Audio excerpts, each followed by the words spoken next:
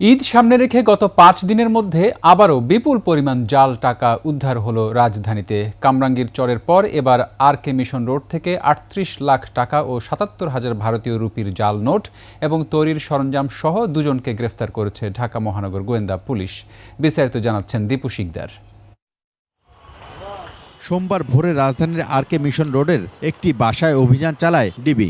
এ সময় জাল নোট তৈরি ও বাজারজাত চক্রের ২ সদস্য সাইদুর রহমান ও মেহেদী হাসানকে গ্রেফতার করা হয়।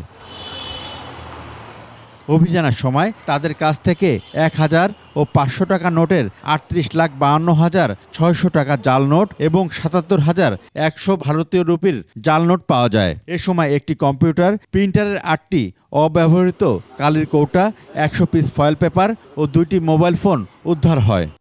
আমাদের এই গোয়েন্দা তথ্যের ভিত্তিতে চক্রের সন্ধান পাই এবং রাজধানীর ওয়ারি থানাধীন আর.কে. মিশন রোডের একটা বাড়িতে অভিযান চালিয়ে ২ জন ব্যক্তিকে আটক করে। পলাতক একজন রয়েছে এবং আরো আমরা মামলা তদন্ত করছি, মামলা রুজু হয়েছে। গ্রেফতার ২ জন দেশি বিদেশি জাল মুদ্রা তৈরি করে রাজধানী সহ দেশের বিভিন্ন জেলায় বাজারজাত করত।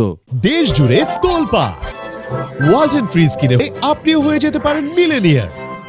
ঈদ সামনে রেখে তাদের কর্মকাণ্ড বেড়েছে বলে জানিয়েছে গোয়েন্দা পুলিশ। ঘিরে যখন মানি ফ্লো বেড়ে যায়, এটাকে কেন্দ্র করে তারা এই জাল টাকাগুলো বাজারে প্রবেশ করানোর চেষ্টা করে। তারা কি ধরনের কার্যক্রম চালায়, কি পদ্ধতিতে তারা এগুলো বানায় বা বিভিন্ন জায়গায় ডিস্ট্রিবিউট করে, সেই তথ্যগুলো তারা দিচ্ছে। এর আগে গত ১৩ অক্টোবর রাজধানীর কামরাঙ্গীচর ও নারায়ণগঞ্জে অভিযান চালিয়ে ২০ লাখ টাকার জাল নোট এবং জাল নোট তৈরির সরঞ্জাম সহ ৩ জনকে গ্রেফতার করে পুলিশ। দীপু শিকদার, ২১ টেলিভিশন, ঢাকা।